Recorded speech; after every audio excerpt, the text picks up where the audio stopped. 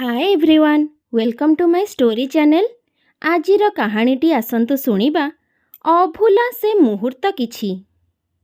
शीत आसे माने से मन भरी उपभोग करे ता ठंडा ठंडा स्पर्श को, ता कालुआ हेमाल बाकू, ता शिशिर भरा मुक्ता गुड़ी को, आउ टप टप पड़ुथिबा काकर को, झाप्सा झाप्सा धुआलिया आकाश को, बेले बेले पड़ुथिबा तुषारपात को।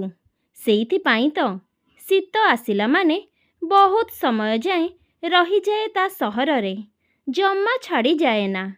ता सहरर कथा ही किछि नियारा। जिए आसे से पड़ी जाए ए सहर आउ सेइठी बास करुथिबा लोकंका प्रेम रे। खाली शीत नुहे, वर्षा बसंत बैशाख भी भारी भल पाती ता सहर को, आउ तांका भल पाइबार संतक रूपे भेटी देई जाती किछि किछि उपहार। से भी भारी भल पाए एही शीतुआ सकाळ को, काहींकि ना एमिति एक शीत सकाळु तो ता प्रेमर शुभारंभ होइथिला। एही काकर भरा शीत सकाळ ही ता प्रेमर साक्षी। आउ एमिति एक शीतुआ सकाळु पड़िथिला तांका प्रेमर मूलदुआ। फेरी जाउथिला प्राची अतीत को, स्मृतिर फरुआरू किछि किछि नाची उठुथिला ता मानस पटली रे, ठीक चलचित्रर दृश्य भली। डिसेम्बर मासर एक शीतुआ सकाळ, बाहारर ठंडा पवन भीतर को आसीबा पाई जेमिति ठक ठक करुछि, आउ प्राची सेई पवन को निज आड़को न आसीबाको देबा पाई से मध्य पण करिछि। उभयंक जिद्रे अटल। ठीक एतिकी बेले रिंग हेला फोनटी। ना बाजू से उठेइब नाही। आदम उठिबाको इच्छा हेउ नथिला तार। से उषुम रेजेर आलिंगन को एड़ेई उठी आसीबाको। रिंग होई होई कटिगला। किछि समय परे पुणी थरे रिंग हेला फोनटी। विरक्तिरे उठी फोनटी देखिला बेलको लतार फोन। निश्चय बैडमिंटन खेलिबाको डाकुथिबो। एबे फोन रिसीव कला माने बहे सोदिब।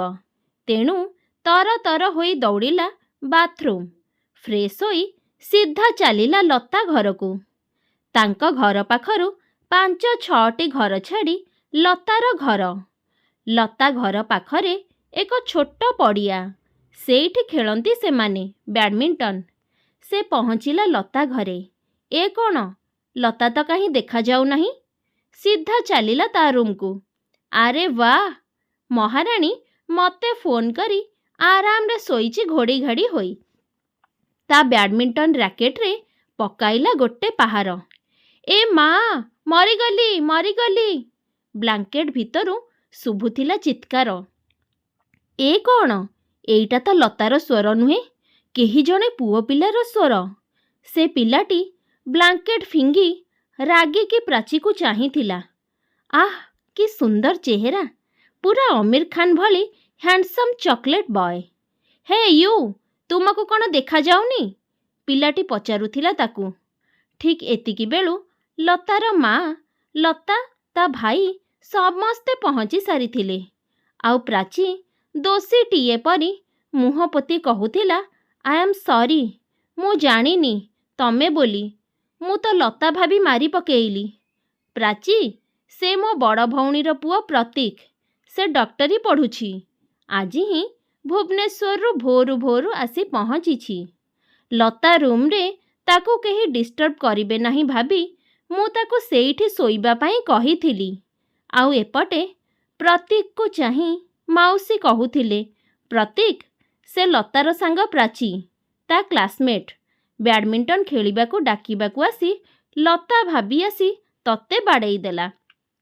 तू सोई पड़, आउ तमे दुहे गल खेलिबाकू। चली जाउथिले प्राची आउ लता। किंतु से पुअटी कहिला, कुआडे जीवो? रुह, निजको तो झियो साइना नेहवाल बोली भाबुची, सते जेमिति इंटरनेशनल बैडमिंटन प्लेयर। कौन हेला प्रतीक? से कौन जानिकी बाड़ेइछि कि? छाड़े से कथा, जा हेबार हेलाणी, कहूथिले माउसी। ना माउसी, से झियो को मु किंतु छाड़िबिनी। से काहींकी मते मारिबो? ତାକୁ ଏଇଥିପାଇଁ ପନିଶମେଣ୍ଟ ମିଳିବା ଦରକାର। ପ୍ରାଚୀ କହିଲା, କ'ଣ ପନିଶମେଣ୍ଟ ଦେବେ? ବାଡ଼େଇବେ ତ? ନିଅନ୍ତୁ କହି ବଢ଼ାଇଦେଲା ର୍ୟାକେଟଟି। ଆରେ ଯା, ମୁଁ ଝିଅଙ୍କ ଉପରକୁ ହାତ ଉଠାଏନି। ତମ ପନିଶମେଣ୍ଟ ହେଲା ତମେ ମୋ ସହ ବ୍ୟାଡ଼ମିଣ୍ଟନ ଖେଳି ମୋତେ ହରାଇବ। ଯେଉଁ ଦିନ ଯାଏ ନ ହରେଇଛ ତମେ ମୋ ସହ ଖେଳିବ। କ'ଣ ଯାଦୁ ଥିଲା କେଜାଣି ସେ ପିଲାଟିର କଥାରେ। ପ୍ରାଚୀକୁ ଏଇ ଅଳ୍ପ ଦେଖାରେ ସେ ପିଲାଟି ଭାରି ଭଲ ଲାଗୁଥିଲା। ତେଣୁ ତା କଥାରେ ହଁ ଭରି କହିଲା, ଓକେ ଡନ୍। ଉଭୟ ଖେଳିବାକୁ ଲାଗିଲେ ବ୍ୟାଡ଼ମିଣ୍ଟନ। ଆରେ ଏ କ'ଣ, ଏକ ସେ ବଡ଼କର ଏକ ପ୍ଲେୟାର। କେହି କାହାରିକୁ ଉଣା ନାହାନ୍ତି। ପ୍ରାୟ 1 ଘଣ୍ଟା ପରେ ଲତା କହିଲା, ହେଲା, ମାନିଗଲି 2 ଜଣ ଯାକକୁ। ବୋଥ୍ ଆର୍ ଟେରିଫିକ୍ ପ୍ଲେୟାର। ତେଣୁ କମ୍ପିଟିସନକୁ ଏଇଠି ଶେଷ କରିବା। କିନ୍ତୁ ଏହି ଘଣ୍ଟାଏ ଦେଖାଚାହାଁ ଭିତରେ 2 ଜଣଙ୍କ ମନ ଭିତରେ କିଛି କିଛି ହେବାକୁ ଲାଗିଲା। ପ୍ରତୀକ ପ୍ରାୟ 15 ଦିନ ଖଣ୍ଡେ ସେଇଠି ରହିଥାନ୍ତା। ୟାରି ଭିତରେ ପ୍ରାଚୀ ଆଉ ପ୍ରତୀକ ଉଭୟ ଅନୁଭବ କରୁଥିଲେ ଯେ ଦୁହେଁ ଦୁହିଁଙ୍କୁ ଭଲ ପାଇ ବସିଛନ୍ତି। କାରଣ ପ୍ରତୀକକୁ ଘଡ଼ିଏ ନ ଦେଖିଲେ କି କଥା ନ ହେଲେ ୟା ଆଖି ଖାଲି ଖୋଜି ବୁଲେ ଲତା ଘରର ଚତୁଃପାର୍ଶ୍ୱକୁ। ବାସ୍ ଟିକିଏ ଦେଖା ହୋଇଗଲେ ପ୍ରାଚୀକୁ ଅମୂଲ୍ୟ ନିଧି ମିଳିଲା ପରି ଲାଗେ।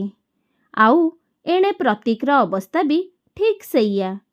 ପ୍ରେମର ରଙ୍ଗ ଉଭୟଙ୍କ ଦେହରେ ବୋଳି ହୋଇ ସାରିଥିଲା। ବାକି ଥିଲା ନିଜ ନିଜ ପ୍ରେମକୁ ପ୍ରକାଶ କରିବା। ଆଉ 2 ଦିନ ପରେ ଚାଲିଯିବ ପ୍ରତୀକ। ପ୍ରାଚୀ ଆଖିରେ ନିଦ ନାହିଁ। କ'ଣ କହିବ, କେମିତି କହିବ ସେ ଚିନ୍ତାରେ। ଝିଅଟେ ହୋଇ ପୁଅଟିକୁ କେମିତି ଆଗତୁରା ପ୍ରପୋଜ କରିବ? ପ୍ରପୋଜ କରିବ ଯେ କହିବ କି, ଆଇ ଲଭ୍ ୟୁ ପ୍ରତୀକ, ମୁଁ ତୁମ ବିନା ଗୋଟିଏ ମୁହୂର୍ତ୍ତ ବଞ୍ଚିପାରିବି ନାହିଁ। ଧେତ୍, ଏସବୁ କହିବ କେମିତି? କେମିତି ଯେ ତାକୁ ଲାଜ ମାଡ଼ିବ। କିନ୍ତୁ ନ କହିଲେ ତା ବିନା ବଞ୍ଚିବ କେମିତି? ପ୍ରତୀକ ଯେ ଏବେ ତା ଦୁନିଆ। ପ୍ରତୀକ ହିଁ ସବୁ କିଛି ତା ପାଇଁ। ନା, ଆଜି ବ୍ୟାଡ଼ମିଣ୍ଟନ ଖେଳିବାକୁ ଗଲେ ଯେମିତି ହେଉ କହିବ। ଯଦି ଆଜି ନ କୁହେ ତାହେଲେ ବହୁତ ବିଳମ୍ବ ହୋଇଯିବ। ଏଇଆ ଭାବି ସେ ଚାଲିଲା ଲତା ଘରକୁ। ଆଜି ଖେଳିଲା ବେଳକୁ ଜାଣିଶୁଣି ହାରିଗଲା ପ୍ରତୀକ ପାଖରୁ। ଆଉ ପ୍ରତୀକକୁ ଜିତିବାର ବଧେଇ ଦେବାକୁ ଯାଇ ବଢ଼ାଇଲା ଏକ ଲାଲ ଗୋଲାପ। କହିଲା, ଏଇଟା ତୁମେ ଜିତିବା ଖୁସିରେ। ପ୍ରତୀକ ଖୁସିରେ ଲାଲ ଗୋଲାପଟି ନେଉ ନେଉ ତା ହାତକୁ ବଢ଼ାଇଦେଲା ଏକ ଚକୋଲେଟ ଓ ଏକ ଚିଠି। ଏଇଆ କହି ଯେ ଏଇଟା ଆମ ଦୁହିଁଙ୍କ ଜିତିବା ଖୁସିରେ। ବାସ୍, ପ୍ରାଚୀର ଖୁସି ଦେଖିବା ଲାୟକ ଥିଲା। ଦୌଡ଼ି ଗଲା ସେ ତା ଘରକୁ। ଆଉ ଚୁପକିନା ଚିଠିଟି କାଢ଼ି ପଢ଼ିବାକୁ ଲାଗିଲା। ବାରମ୍ବାର, ହାୟ ଜାନ୍, ତୁମକୁ ପ୍ରଥମ ଦିନ ଦେଖିବା ପରେ ମୁଁ ଯେମିତି ନିଜକୁ ନିଜେ ଭୁଲି ଯାଇଛି। ମୋ ହୃଦୟ କୋଠରୀରେ ତୁମେ ମୋ ଅଜାଣତରେ ଏକ ଛୋଟିଆ ଜାଗାଟିଏ ଅକ୍ତିଆର କରିସାରିଛ। ଯେଉଁ ଦିନଠାରୁ କି ତୁମକୁ ବାହାର କରିବା ମୋ ପାଇଁ ଅସମ୍ଭବ। ମୋ ଶୟନେ ସ୍ୱପନେ ଜାଗରଣେ କେବଳ ତୁମେ ହିଁ ତୁମେ ନଜର ଆସୁଛ। ମୋ ମନ କାନ କାନଭାସରେ କେବଳ ତମର ହିଁ ଛବି। ମୋ ମନ ଅଗଣାରେ ତୁମେ ହିଁ ପ୍ରଜାପତି ସାଜି ଉଡ଼ି ବୁଲୁଛ। ଆଖି ଖୋଲିଲେ ଆଖି ବୁଜିଲେ କେବଳ ତୁମର ହିଁ ପ୍ରତିଛବି। ଏ ହୃଦୟର ପ୍ରତ୍ୟେକଟି ସ୍ପନ୍ଦନ କେବଳ ତମ ପାଇଁ ହିଁ ଧକ୍ ଧକ୍ ହେଉଛି। ତମ ବିନା ହୁଏତ ଏ ଜୀବନର ମାନେ କିଛି ନାହିଁ। ମୁଁ ଜାଣେ ନା ତୁମ ମନରେ ମୋ ପାଇଁ କ'ଣ ଫିଲିଂସ୍ ଅଛି। କିନ୍ତୁ ଏତିକି ଅନୁମାନ କରୁଛି ଯେ ଏଇ ହୃଦୟରେ ଯେମିତି କିଛି କିଛି ହେଉଛି, ତମ ହୃଦୟରେ ମଧ୍ୟ ମୋ ପାଇଁ କିଛି କିଛି ହେଉଛି। ଯଦି ତମ ମନରେ ବି ମୋ ପାଇଁ କିଛି ଥାଏ, ତେବେ ତୁମେ ଥରେ ହସିଦେଲେ ମୁଁ ବୁଝିଯିବି। ଲଭ୍ ୟୁ ଜାନ୍, ତୁମ ପ୍ରେମରେ ପାଗଳ ଏକ ପାଗଳ ପ୍ରେମୀ। ପ୍ରତୀକ। ବାସ୍, ପ୍ରାଚୀର ମନ ଆକାଶରେ ପ୍ରେମର ପକ୍ଷୀ ଉଡ଼ିବାକୁ ଲାଗିଲା। ପ୍ରତୀକ ପ୍ରେମରେ ସେ ଖାଲି ଉବୁଟୁବୁ ହେବାକୁ ଲାଗିଲା। ତା ପରଦିନ ସକାଳୁ ସକାଳୁ ଚାଲିଯିବ ପ୍ରତୀକ। ଲୋତକପୂର୍ଣ୍ଣ ଆଖିରେ ବଢ଼ାଇଦେଲା ସେ ଏକ ଲାଲ ଗୋଲାପ ଆଉ ହସିଦେଲା ଫିକ୍ କିନା। ପରିବାର କେବେ ବି ସାଜି ନଥିଲେ ତାଙ୍କ ପ୍ରେମରେ କଣ୍ଟା। 2 ବର୍ଷ ପରେ ସେ ଦୁହେଁ ବାନ୍ଧି ହୋଇଥିଲେ ବିବାହ ବନ୍ଧନରେ, ଆଉ 7 ଜନ୍ମ ପାଇଁ ହୋଇଥିଲେ ବଚନବଦ୍ଧ। ସୂର୍ଯ୍ୟଙ୍କ କଅଁଳିଆ ସୁନେଲି କିରଣ ଝରକା ଫାଙ୍କ ଦେଇ ଆସି ପଡ଼ୁଥିଲା ପ୍ରତୀକ ଉପରେ। ଯଦିଓ ପ୍ରତୀକକୁ ନିବିଡ଼ ଆଲିଙ୍ଗନ ମଧ୍ୟରୁ ଏଡ଼ାଇ ତାକୁ ଉଠିବାକୁ ଇଚ୍ଛା ନଥିଲା, ତଥାପି ବାଧ୍ୟ ହୋଇ ଉଠି ଚାଲି ଆସିଲା ବେଳେ ପ୍ରତୀକ ତା ହାତକୁ ଭିଡ଼ି ଧରି କହୁଥିଲେ, ଏ ପ୍ରାଚୀ, କୁହ ନା, ତମେ ମୋତେ ଭଲ ପାଅ କି ନାହିଁ? ଯଦି ଭଲ ପାଅ, ତେବେ ଏମିତି ଏକ ରୋମାଣ୍ଟିକ୍ ମୁଡ଼୍ରେ କେମିତି ଛାଡ଼ି ଚାଲିଯିବାକୁ ବସିଛ? ପ୍ରତୀକର ନିଦୁଆ ନିଦୁଆ ସ୍ୱର ଶୁଣି ପ୍ରାଚୀ ହସି କହିଲା, ଧେତ୍ ବୁଦ୍ଦୁ। ଏକ ପ୍ୟାରାସା ପପି ଆଙ୍କି ଦେଇ ପ୍ରତୀକ ଗାଲରେ ଅତି ନିବିଡ଼ ଭାବେ ଜାବୁଡ଼ି ଧରିଲା ପ୍ରତୀକକୁ। ଦର୍ଶକ ବନ୍ଧୁ, ଏ ସୁନ୍ଦର ପ୍ରେମ କାହାଣୀଟି ଯଦି ଆପଣମାନଙ୍କ ହୃଦୟକୁ ଛୁଇଁ ପାରିଛି, ତେବେ ଦୟାକରି ଚ୍ୟାନେଲଟିକୁ ସବସ୍କ୍ରାଇବ୍ ନିହାତି ଭାବରେ କରିଦିଅନ୍ତୁ ଏବଂ ଭିଡ଼ିଓଟିକୁ ଲାଇକ୍ ଓ ସେୟାର ମଧ୍ୟ କରିଦିଅନ୍ତୁ। ରହୁଛି, ନମସ୍କାର। ଜୟ ଜଗନ୍ନାଥ।